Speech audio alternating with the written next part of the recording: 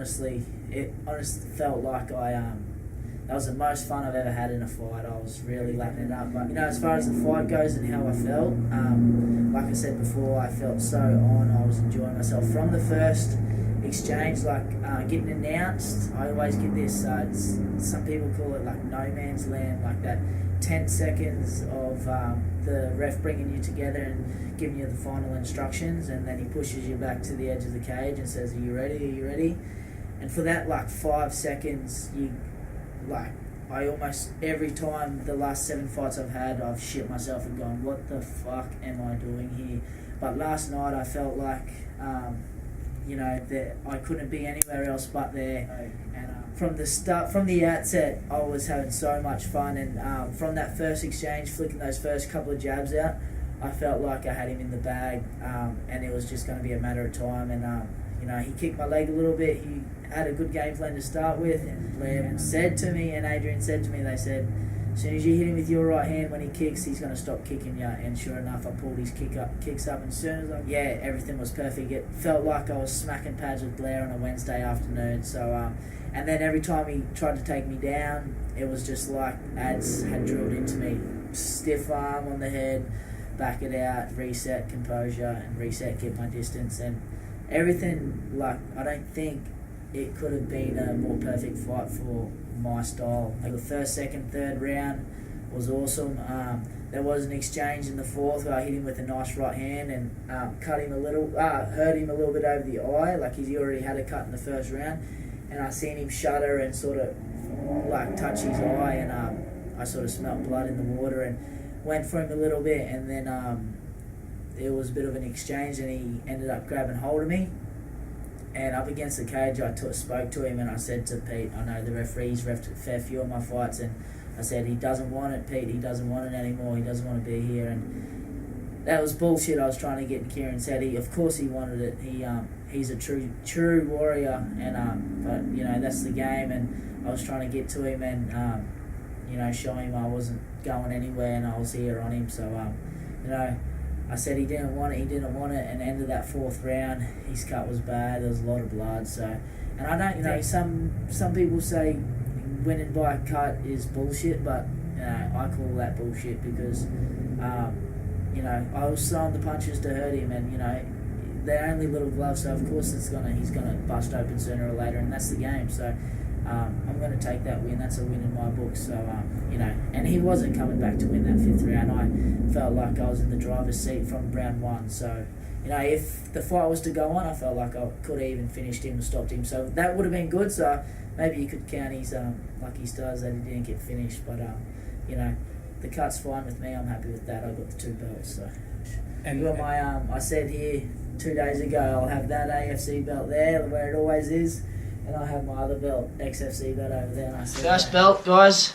Hopefully tomorrow we'll get another one added to the collection. That way I'll have one here and one over there.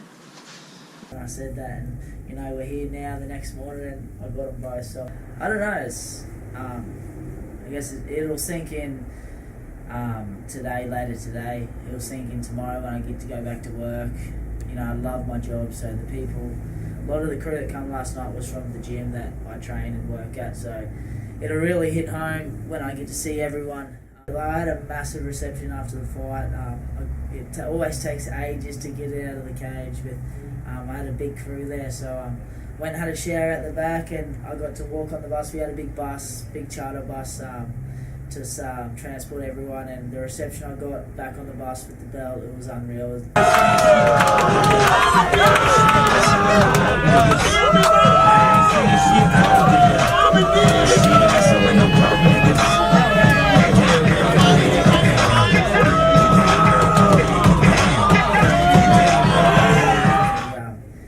Gave me shivers up my spine, and the bus ride home was pretty rowdy, so I got a pretty rowdy crew. The boys from Caboolture always turn up, so it was a good crew, and we had a few people come back here. I don't like going out after the fight because you get yourself in trouble, so we come back here, wind down, have a few beers and stuff, wake up, have a good brekkie, bit of ice cream, bit of chocky.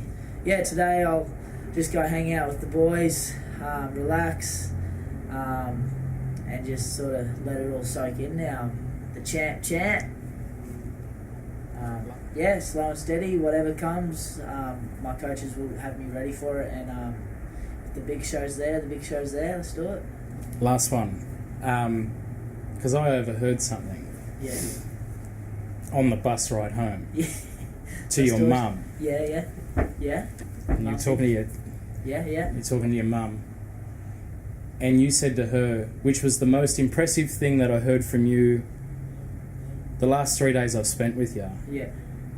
And it was, you turned to her, you give her a kiss and a cuddle, and you said, "I'll buy your house soon." Yeah, it's yeah. I get a little bit emotional with my mum and stuff, but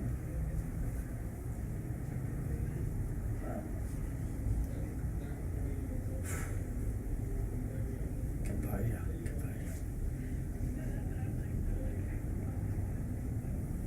Yeah, mum, she's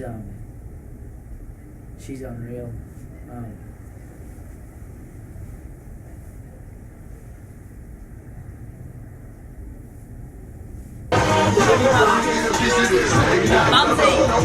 Mumsy, single mum brought me up. She's everything to me. Mum's done everything.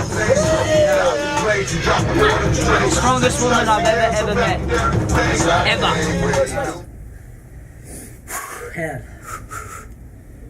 Alright. Yeah. I lost Dad to cancer in 2009. And I was always a mummy's boy. Like, mum and dad weren't together, so we would go see dad every weekend. But I'd always be like, "Mum, I want to stay with mum."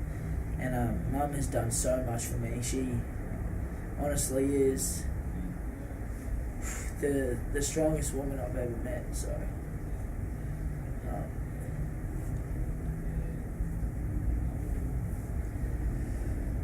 fuck.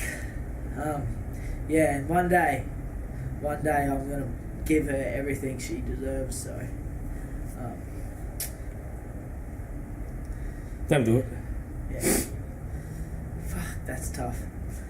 Yeah, I love Mum. She's the best. She's a weapon. She gets a bit loose on the fights and stuff. She always has fun. She annoys me like a motherfucker, but because I don't live with her anymore, I live by myself. Every time I see her, she's always all over me. But you know, my mum, I love her to pieces. So she's gonna get everything she deserves when I make it one day. So there we go.